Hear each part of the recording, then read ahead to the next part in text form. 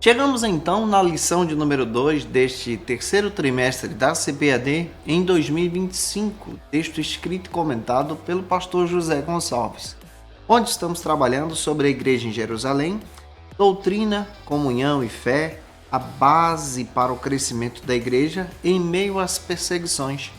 Lição 2, que vai cair no dia 13 de julho, vai trabalhar sobre o seguinte argumento: a igreja de Jerusalém, um modelo a ser seguido.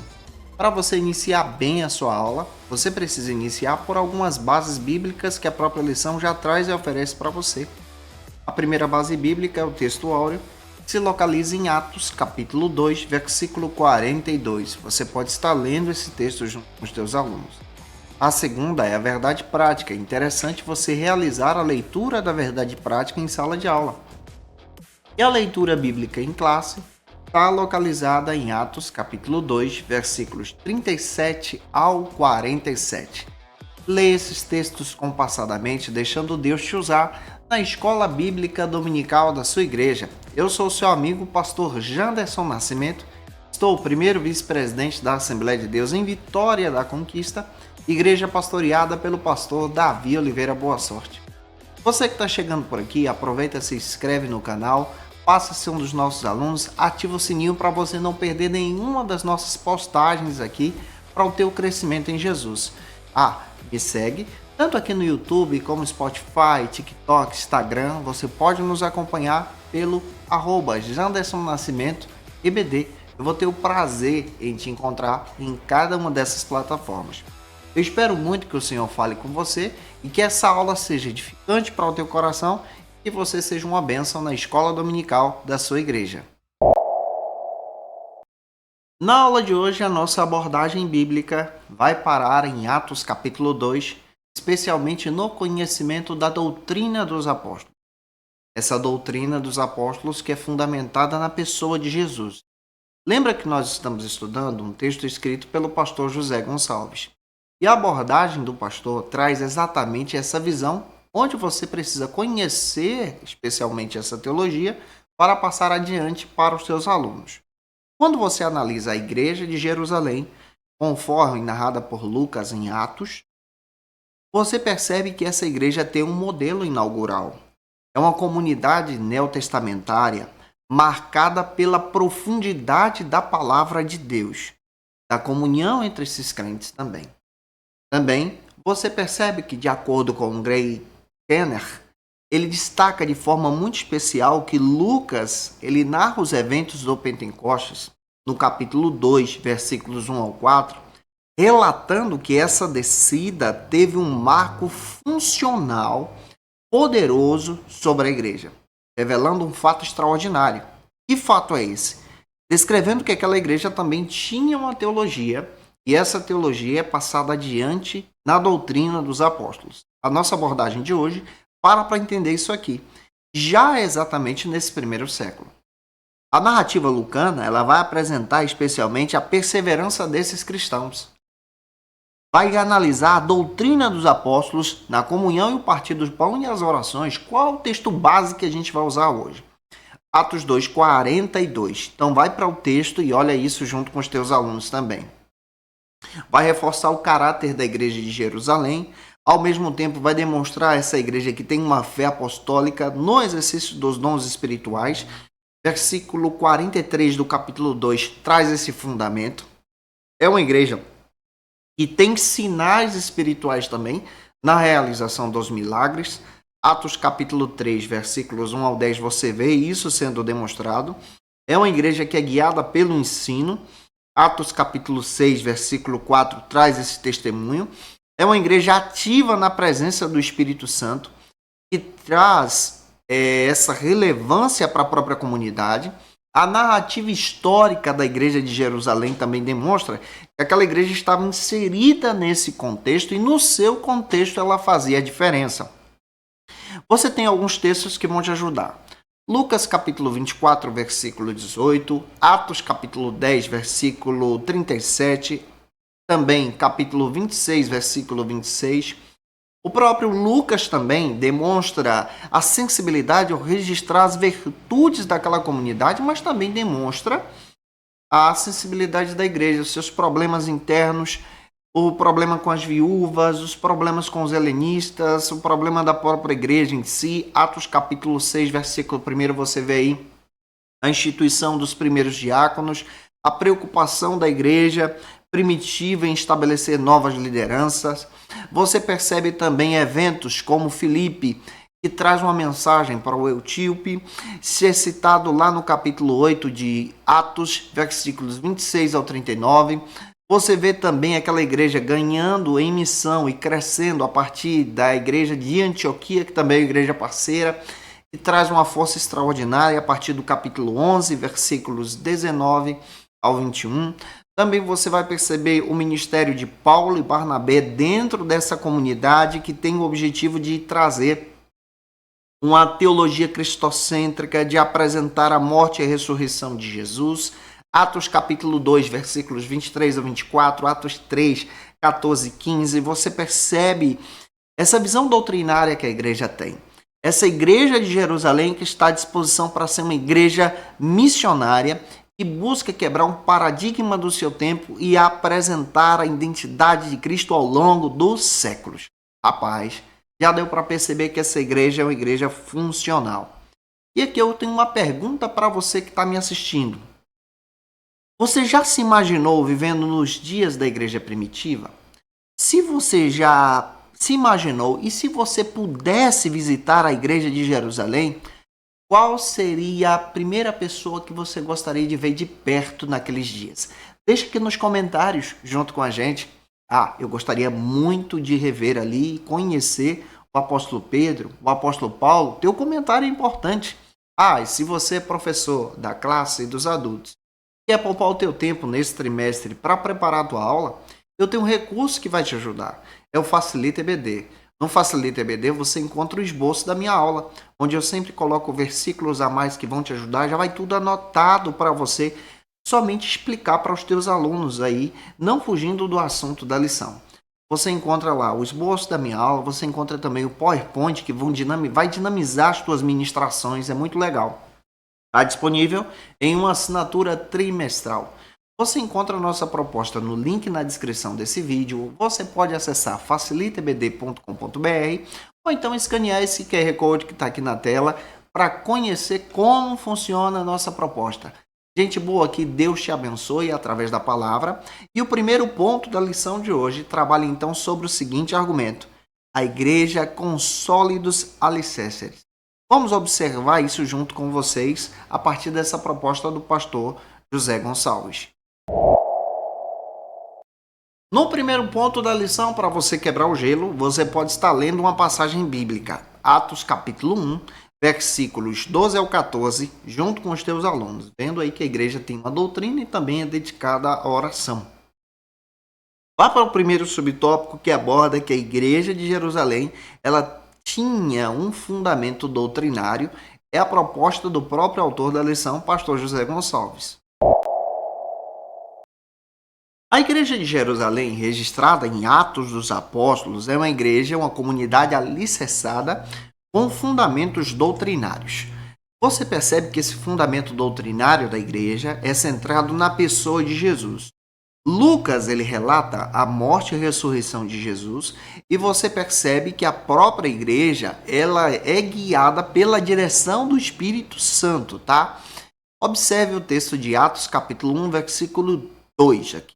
Esses ensinos foram fundamentados desde o núcleo dessa comitiva, ou seja, onde Jesus convida para si os seus apóstolos, os seus discípulos. A doutrina dessa igreja é fundamentada, então, nos ensinamentos de Jesus, sua morte e ressurreição. O próprio Lucas também, que registrou o Evangelho segundo Lucas, registra isso em Lucas capítulo 1, versículo 2, como base espiritual nascente da doutrina da igreja. Também você vai perceber que, conforme Atos capítulo 2, versículos 42, os primeiros cristãos perseveravam na doutrina dos apóstolos, na comunhão, no partir do pão e nas orações, demonstrando que aquela igreja não era movida por experiências isoladas, mas era um corpo que crescia de forma coerente, de forma relevante, crendo na identidade do Cristo como Messias, que no caso é o nosso Senhor Jesus como nosso Salvador. A expressão doutrina dos apóstolos aponta então para essa transmissão dos ensinamentos contínuos de Jesus. Ou seja, eles não criaram novos ensinamentos, levaram adiante os ensinamentos de Jesus, sendo solidificados, sendo apresentados de forma prática e litúrgica a partir do batismo. Atos capítulo 2, versículo 38, você vai encontrar também a aplicação da ceia do Senhor. Atos 2, 46, 1 Coríntios capítulo 11, versículos 23 ao 26. Também você vai perceber que o alicerce doutrinário da igreja resultava não apenas na instrução teológica, mas na transformação de vida e unidade entre os crentes. Esse é o objetivo da igreja. Uma fé em Cristo de forma eficaz, que acreditava na morte expiatória de Jesus e na comunhão desses irmãos. Filipenses capítulo 2, versículo 1, você tem um fundamento. Você percebe também em Filipenses capítulo 1, versículo 5 também, essa visão da igreja, uma igreja que tem uma generosidade solidária. Em 2 Coríntios capítulo 8, versículo 4, capítulo 9, versículo 13. E você percebe também essa prática do partir do pão, e vem a partir do ensinamento de Jesus nessa comunhão, lá em 1 Coríntios capítulo 10, versículo 16. Então a igreja de Jerusalém não apenas perseverava nessa doutrina e no ensino cristocêntrico, mas era uma igreja que tinha uma liturgia diária, era formada a partir da ordenança de Jesus, tanto do batismo como da ceia, agia nessa simplicidade para a pregação do evangelho. A espiritualidade da igreja era movida pela oração fervorosa, a adoração, o zelo profundo pelo ensino fiel às escrituras, a mensagem e o ensinamento de Jesus, tudo centrado na cruz. Gálatas capítulo 2, versículo 16 vai dizer isso para a gente. A igreja de Jerusalém não apenas vivia sob a autoridade da palavra, mas se tornava um modelo de uma comunidade fundada em Cristo, cujos ensinamentos são moldados pela doutrina prática da fé. Olha que coisa legal que nós temos aí a partir dessa visão nesse estudo bíblico que estamos desenvolvendo com vocês, você que vai ministrar essa aula na EBD da sua igreja.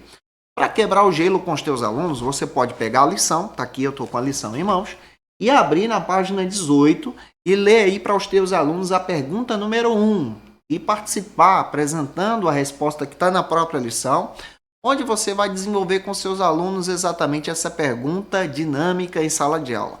Mas eu também tenho uma pergunta para você. Você consegue identificar se a doutrina dos apóstolos que você recebe hoje, esse ensinamento que você recebe na sua igreja, ele é centrado na pessoa de Jesus? Por favor, deixa aqui nos comentários a opinião, deixa aqui nos comentários do que você está recebendo na tua igreja, se é centrado na pessoa de Jesus. Eu quero conhecer você. Vamos avançar para o segundo subtópico agora, que vai trabalhar sobre outro argumento que o pastor José Gonçalves coloca para a gente. Perseveravam na doutrina dos apóstolos. O segundo subtópico, então, traz uma afirmação bem interessante que nós estamos desenvolvendo com vocês.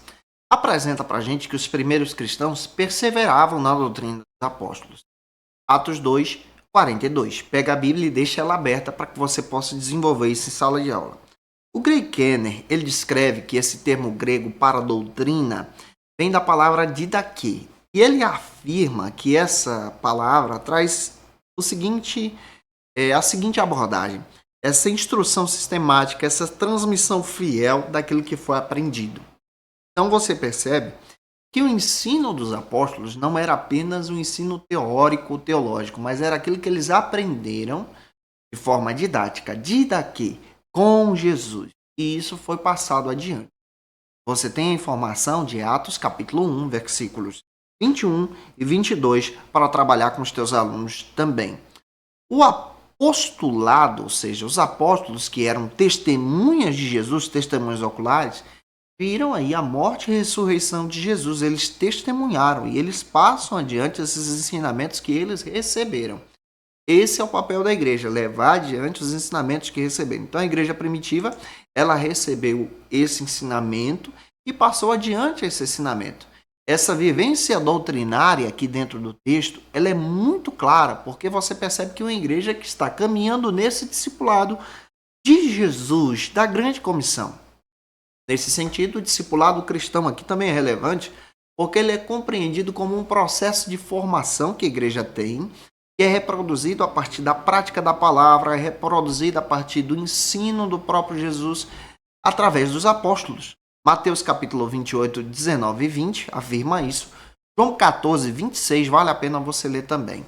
O ensino apostólico, então, ele incluía a exposição das escrituras, incluía aí os eventos salvíficos centrados na cruz de Cristo, Atos capítulo 3, versículos 12 a 26, Atos 4, do 8 ao 12, Atos 5, do 29 ao 32. Então, essa palavra didaquê, na prática, o didaquê, essa palavra didaquê contribuía para a proclamação, o querigma, o anunciar o evangelho de forma espiritual. Também você percebe a realidade de uma igreja que é madura, de uma igreja que está indo de forma clara, anunciando Cristo. Paulo também afirma que a edificação da igreja vem por intermédio do ensino, com toda a sabedoria, Colossenses capítulo 3, versículo 16, demonstrando esse ensino contínuo, relacional da própria igreja. Uma igreja que não recebe uma herança e fica parada, mas uma igreja que recebe uma mensagem, a mensagem do Evangelho, e leva essa mensagem adiante como um legado para os seus seguidores. 2 Timóteo capítulo 2, versículo 2. Aqui também eu tenho outra pergunta para instigar você que está me assistindo. Eles perseveraram na doutrina dos apóstolos. Essa expressão ainda define hoje a ação da igreja? O que você acha sobre isso? Seu comentário é importante. Deixe aqui esse comentário em Cristo Jesus se você ainda crê na fidelidade da palavra. Vamos agora para o terceiro subtópico do primeiro ponto, que trabalha sobre uma igreja que se relacionava, relacional e piedosa. Neste terceiro subtópico, percebemos que a igreja de Jerusalém, que é fundada em Atos 2:42, fundada no sentido de ter uma doutrina, viu? No sentido de ter uma formação doutrinária. É uma comunidade que persevera também na comunhão.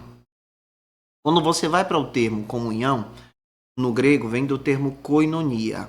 Koinonia traz essa ideia de partir o pão juntos, comer o pão juntos. Você percebe que os crentes tinham uma união em Cristo, essa comunhão, partir o pão junto. E você percebe pela palavra que aquela igreja tinha também essa visão do compartilhar dos próprios bens. Você tem fundamento para isso. Atos capítulo 2, 44 a 45, a solidariedade que aquela igreja tinha com os próprios necessitados. Atos capítulo 4, versículos 32 a 35, a cooperação para o avanço do evangelho. Filipenses capítulo 1, versículo 5, você vê essa igreja sendo uma igreja fraternal, visível, que ama as pessoas. É claro que tal realidade comunitária também não é um mero fruto da afinidade humana, mas também é a ação do Espírito Santo que está agindo na unidade daquela igreja. Uma igreja, quando está agindo em unidade, essa igreja cresce. Uma igreja, quando está agindo em unidade, ministério com seu pastor, essa igreja avança. Olha para 1 Coríntios 13, Filipenses 2:1. Você percebe que essa igreja tem uma comunhão dedicada ao se relacionar de forma saudável com aqueles irmãos. Essa vivência traz então um conjunto extraordinário dessa expressão, dessa realidade gerada como um redentor em Jesus. Além disso, além da comunhão, a igreja ela é piedosa. Quando você vai para a palavra piedosa, você percebe que aquela igreja de Jerusalém também é firmada na oração. Atos capítulo 2, versículos 42 traz isso. E a oração também é um tema central daquela igreja, uma igreja que é movida pela oração. Esse é o compromisso fiel e visível que aquela igreja tem. O livro de Atos traz isso em seus episódios. Pedro e João vão ao templo para orar. Observe o texto aqui. Você percebe que a própria liderança estava movida na oração. Atos 3:1. Os apóstolos priorizavam a oração e a palavra. Observe o texto de Atos 6:4. Você vai perceber que aquela igreja se unia e intercedia fervorosamente. Atos capítulo 12, versículo 5, você percebe que aquela igreja tinha uma visão individual, mas ao mesmo tempo coletiva, individual diante desse mundo, mas ao mesmo tempo coletiva como comunidade, e expressava aqui a graça de Deus em suas intercessões. Era uma comunidade que confiava não nas suas próprias forças, mas buscava a direção de Deus, a direção do Espírito Santo. Esse é o papel daquela igreja. Atos capítulo 12, Romanos 12, 12 fala sobre isso. Efésios capítulo 6, versículo 18. 1 Tessalonicenses 5, 17. Você vê uma igreja que tem um modelo saudável para a vitalidade. Tem doutrina, tem palavra, é a igreja primitiva, fundamentada também em oração. Aqui agora você pode utilizar a pergunta número 2, que está na página 18 da lição, junto com os teus alunos. Nesse momento fica legal você fazer isso, se você quiser, tá bom? Você também pode parar para pensar e me ajudar comentando nesse vídeo aqui. Você tem separado um tempo real de oração durante essa semana para buscar a Deus como igreja de Cristo? Você percebe que a igreja ela fazia isso. Se você pode, deixa aqui nos comentários. Eu quero viver como a igreja de Atos, uma igreja que buscava e tinha uma vida piedosa também. Vamos avançar. Segundo ponto da lição, trabalha então outro argumento interessante que a gente precisa pegar junto com vocês. A igreja de Jerusalém, ela era observadora e ela demonstrava também os símbolos cristãos. Agora, no segundo ponto, vale a pena você ler uma passagem. Atos capítulo 2, versículo 38. Você percebe essa necessidade da conversão espiritual. Agora você vai trabalhar o que o pastor Josué trabalha conosco aqui nessa questão. O pastor José Gonçalves ele vai trabalhar o batismo. Como aquela igreja entendia a visão do batismo e como nós podemos aplicar isso hoje também. No primeiro subtópico, nós vamos perceber nesse segundo ponto que a igreja de Jerusalém, conforme descrita em Atos, não apenas anunciava a fé em Cristo, mas ela observava com zelo os símbolos visíveis da aliança que foi ensinado pelo próprio Jesus na ordenança. Um desses símbolos é o próprio batismo. Mas para isso você precisa observar a pregação do apóstolo Pedro no dia do Pentecostes e essa exortação que foi clara. O que Pedrão disse? Arrependei-vos cada um de vós e sejam batizados em nome de Jesus Cristo para o perdão dos vossos pecados. Atos capítulo 2, versículo 38. Você percebe também a própria ordenança sendo orientada pelo próprio Jesus. Mateus capítulo 28, versículo 19. Lê aí para você comparar, tá? E Marcos capítulo 16, versículo 16, demonstrando que o batismo ele era entendido também como uma resposta consciente do próprio evangelho, da salvação mediante a fé. Atos capítulo 8, versículos 37, Atos 18, versículo 8 também vai confirmar isso. O termo grego batismo traz essa ideia de imersão, trabalha essa ideia de mergulhar como identificação da morte, o sepultamento e da ressurreição dessa pessoa agora para a nova vida em Jesus. Você vê Paulo explicando isso lá em Romanos capítulo 6, versículos 3 e 4. Então a igreja ela funcionava de forma visível e também entendia que o batismo era um símbolo desse crescimento, era um símbolo dessa ação do próprio Cristo na pregação do evangelho. Se você pegar isso, vai te ajudar para explicar em sala de aula. Esse compromisso da prática batismal também era um relacionamento notável para o crescimento da igreja de Jerusalém. Em Atos capítulo 2, versículo 41, você percebe que aqui você encontra a ação da graça de Deus, de forma que, de bom grado, quase 3.000 pessoas aceitaram a Cristo, o Evangelho, e foram batizados. Essa prática do batismo por imersão, ela é demonstrada dentro da própria Bíblia como um símbolo de arrependimento e purificação de cada crente. Você tem João capítulo 3, 23, você também tem Mateus capítulo 3, versículo 16 também. E essa prática era orientada pelos próprios apóstolos. O crescimento da igreja de Jerusalém é um crescimento que não se dava por méritos das pessoas, mas por causa da graça de Deus, da presença de Deus.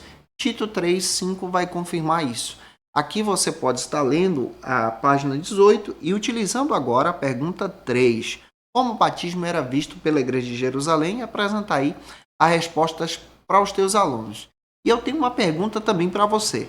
Você já foi batizado? Como foi o seu momento? Se você pode, compartilhe aqui com a gente o teu comentário em nome de Jesus. Agora nós vamos para o segundo subtópico, que vai trabalhar sobre outra ordenança, a ceia do Senhor. Vamos olhar agora para a ceia do Senhor. A igreja de Jerusalém também é marcada por essa vivência doutrinária, mas é uma igreja que celebra essa ordenança do partir do pão. Atos 2:42 está aí essa ideia, essa perspectiva da palavra partir o pão. Essa prática não consistia apenas em refeições, mas era uma liturgia do culto de ceia, de celebração ao Senhor pela morte de Cristo. Lucas capítulo 22, versículo 19, e também você vê o símbolo da unidade desses crentes. À luz do testemunho de Lucas, é possível compreender que a ceia do Senhor ela ocupava um lugar central na devoção comunitária daqueles cristãos. Eles se reuniam em suas casas com muita alegria e singeleza de coração. Atos 2:46. Partindo o pão, aqui você vê o acolhimento, a partilha, os laços sendo reforçados. Uma igreja que está em ceia, mas uma igreja também que está celebrando a Deus. A mesa do Senhor, sendo vista aqui pela igreja de Jerusalém, revela-se então um espaço de inclusão, de acolhimento, onde judeus e os convertidos agora se viam com igualdade, não por mérito humano, mas pela graça de Deus. Lucas 24, 30 ao 35, você vê essa visão do sacrifício de Cristo. 1 aos Coríntios 11, do 23 ao 26, você vê Paulo explicando o modo da ressurreição a partir da ceia, explicando a ceia como um rito visível para a igreja. Paulo também traz essa perspectiva para a própria igreja em si, e você percebe que a igreja tinha essa experiência do partir do pão para a comunhão. Vou te fazer uma pergunta. A ceia do Senhor ainda tem um lugar especial na tua jornada cristã? Tem muita gente que não participa mais da ceia do Senhor.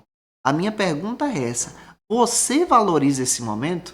Se você valoriza a ceia do Senhor, deixa teu comentário aqui também. Vamos agora, quase finalizando a aula, espero estar ajudando você, para o terceiro ponto. No terceiro ponto, você vê a igreja de Jerusalém como modelo. No terceiro ponto, vale a pena você ler essa passagem mais uma vez, Atos 2:42, para você ver os pilares da igreja. E o primeiro subtópico aborda então sobre essa igreja relevante, cheia de dons espirituais. No primeiro subtópico, você vai perceber que a igreja de Jerusalém era um ambiente também de profunda teologia, mas ao mesmo tempo também profundamente marcado pela manifestação espiritual do Espírito Santo. Conforme Atos capítulo 2, versículos 43, em cada alma havia temor, e muitos prodígios e sinais eram feitos pelos apóstolos. Observe como essa palavra temor é vista de forma muito clara, não no sentido de pânico ou medo, mas em demonstrar essa manifestação do sagrado, entender que aquela igreja tinha essa atenção, o temor por essa manifestação espiritual. Essa referência também é semelhante àquilo que Moisés viu diante dos seus olhos na sarça ardente, em Êxodo capítulo 3, versículo 5. Também é semelhante aos sacerdotes do templo, que exaltaram o Senhor, em Salmos 96, versículo 9, indicando que essa adoração é uma adoração contínua ao Deus vivo. Lucas também ressalta de forma muito clara que em cada alma havia temor e singeleza de coração, demonstrando essa perspectiva coletiva dessa igreja, algo que permeava pela comunidade. Esse ambiente também tinha uma reverência diante do Senhor, a ação sobrenatural do Espírito Santo, prodígios e sinais operados pelos apóstolos, Atos 2:43. Você percebe que esse ministério é visto pela própria igreja. Você vê isso também sendo confirmado em João 14:12. Esses sinais de curas, libertações proféticas, isso também você vai ver essas manifestações proféticas sendo mostrados na própria Escritura, na ação daquela igreja. A presença dos dons também era algo muito visível. Isso é citado em Atos capítulo 5, versículos 11 e 12, e também capítulo 8, versículos 6 ao 8.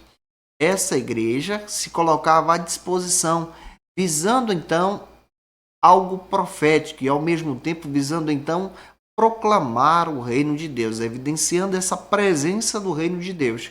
Essa igreja tinha referência aí nos dons. Essa igreja também era uma igreja que se colocava à disposição para essa manifestação do Espírito, e essa igreja tinha um temor nessa ação carismática. Agora você pode utilizar a página 18, pergunta 4, junto com os teus alunos. Você vai perceber aí a pergunta trabalhando a respeito da ceia do Senhor. O que essa igreja acreditava sobre a ceia e como essa igreja se apresentava diante dessa questão também. Aqui também eu tenho uma pergunta para você. Você já experimentou ou presenciou o mover de Deus que gerou na sua vida e no seu coração essa ação poderosa do Espírito, ou de repente na igreja? Se você já presenciou isso, deixa aqui aquele comentário com aquele culto inesquecível que você viveu. Vamos agora para o segundo subtópico do terceiro ponto, que trabalha sobre a igreja que também era acolhedora. A igreja em Jerusalém também é uma igreja acolhedora de acordo com Atos. Uma igreja que tem essa hospitalidade, essa solidariedade visível na própria igreja. Atos 2:44. Pega aí agora esse texto junto com os alunos. Todos criam e estavam juntos e tinham tudo em comum. Demonstra essa visão da partilha que a igreja tinha.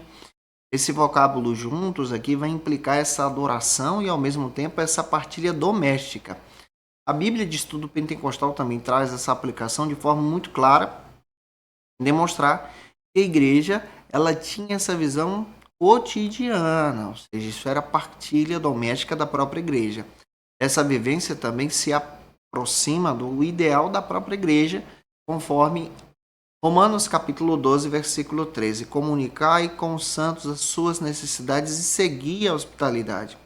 O acolhimento daquela igreja de Jerusalém era, portanto, uma expressão de amor fraterno, onde os crentes, não apenas pela fé, isso aqui é muito bonito, praticavam a solidariedade, mas também praticavam o companheirismo. Eram vistos como uma família espiritual. Efésios capítulo 2, versículo 19, vai trazer essa abordagem. Essa partilha também é confirmada em Atos 2, 45. Observe também Atos 2, 46, onde aquela igreja tinha tudo em comum. Observe o que a palavra também traz de forma muito clara, essa abertura da integração que aquela igreja tem, que servia para o testemunho diante desse mundo, onde todos ali se colocavam à disposição ao ponto de Deus acrescentar aqueles que estava salvando. Atos 2:47. E aqui eu tenho mais uma pergunta para você. Quantas vezes você convidou alguém para fazer parte da comunidade da fé, da tua igreja? Você já fez isso? Deixa aqui nos comentários esse sentimento que você já praticou. Você já convidou alguém, teu vizinho? Eu espero que Deus abençoe você. Vamos agora para o nosso terceiro subtópico, que destaca essa igreja como uma igreja adoradora. A igreja de Jerusalém também é uma igreja adoradora. Observe o que está escrito em Atos 2:47, onde você vê o texto destacando, louvando a Deus. O próprio texto destaca um verbo bem interessante, essa perspectiva de louvar a Deus no sentido de júbilo, empregado aqui para descrever aquele louvor de adoração. Confirmado até mesmo pelo Lucas capítulo 2, versículo 3, ele utiliza esse mesmo termo quando os anjos louvaram o nascimento de Cristo. O paralítico curado também, através da vida de Pedro e João em Atos 3, versículo 8, também adorou a Deus. Essa expressão de adoração aqui, ela não é circunstancial, mas ela é contínua, presente aqui na própria igreja. Você vê essa igreja se colocando à disposição, tendo a convicção de ser uma igreja escatológica e viva, e ao mesmo tempo celebrar a Deus pela redenção, celebrar a Deus pela manifestação dele. Essa igreja também tem uma realidade muito interessante dentro do texto, sendo confirmado em Colossenses capítulo 3, versículos 16 ao 17, Efésios 1, 6, onde você percebe que essa igreja ela busca a Deus em adoração, crendo nessa ressurreição de Cristo, crendo na manifestação do Senhor. Também você percebe que a dimensão dessa igreja, que é uma igreja adoradora, estava integrada a essa visão comunitária, nesse testemunho pelo mundo, louvando a Deus e um detalhe, caindo na graça do povo. Esse é o detalhe que a igreja de Jerusalém tem. Ela louvava a Deus e caía na graça do povo. Você vê uma igreja que tem uma piedade, que é observada, e mesmo na perseguição, uma igreja que adora a Deus. Atos 5, 17, 18 também vai confirmar isso. Esse louvor era operado pela manifestação também de Deus através da vida dos crentes. Atos 2,43, Romanos 15, 13 traz uma afirmação que vai encaixar aqui. Louvando a Deus em todo o tempo e exaltando ao Senhor. Essa igreja era uma igreja que tinha uma identidade. E essa identidade era afirmada na verdade que é Jesus. Você pode estar lendo, finalizando agora, a pergunta 5, que está na página 18 dessa lição, junto com os teus alunos, deixando Deus te usar na escola bíblica. E agora eu também tenho uma pergunta para você. O que mais te move na adoração? A letra, a presença ou a comunhão? Deixa teus comentários aqui. Eu espero muito poder ter contribuído com você nessa ministração para a glória de Deus. Como dica de leitura, eu quero apresentar para você esse texto da revista Ensinador Cristão. Vale muito a pena você buscar esse material na editora CPAD para o teu crescimento em Jesus, um material extraordinário, muito bom desse trimestre, você acha no site da CPAD. Indico também a revista Ensinador Cristão e indico a revista Obreiro Aprovado, que traz um tema muito interessante já nesse próximo trimestre. Estamos estudando essa lição aqui, escrita e comentada pelo pastor José Gonçalves. E na próxima aula eu vou estudar com vocês a lição 3, que vai trabalhar sobre a igreja, uma igreja fiel e a pregação do evangelho. Isso vai ser muito legal e nós vamos estar juntos, esperando que o Senhor nos abençoe de forma poderosa. Te aguardo por aqui na próxima aula. Deus te abençoe e até lá, se Deus quiser. E você que é professor ou aluno da Escola Bíblica Dominical, quer se preparar para ministrar uma aula de excelência na EBD da sua igreja? Inscreva-se no canal do YouTube do pastor Janderson Nascimento, onde você vai encontrar aulas, subsídios e recursos das lições bíblicas da Escola Dominical. Acesse já as plataformas digitais para ampliar os teus conhecimentos sobre a Palavra de Deus. YouTube, Janderson Nascimento. Instagram, @Janderson Nascimento. @FacilitaEBD. facilitaebd.com.br. Quer se preparar ministerialmente? Faça Teologia na FATECBA. Básico e bacharelado em Teologia. Cursos reconhecidos pela CEADEB e CGADB. Aulas presenciais com professores qualificados. Todas as segundas-feiras às 19 horas. Venha nos conhecer. Nosso endereço é na Assembleia de Deus. ADVIC, Avenida Serrinha, Bairro Brasil, Vitória da Conquista. Matrículas abertas. WhatsApp 77 98841 5838.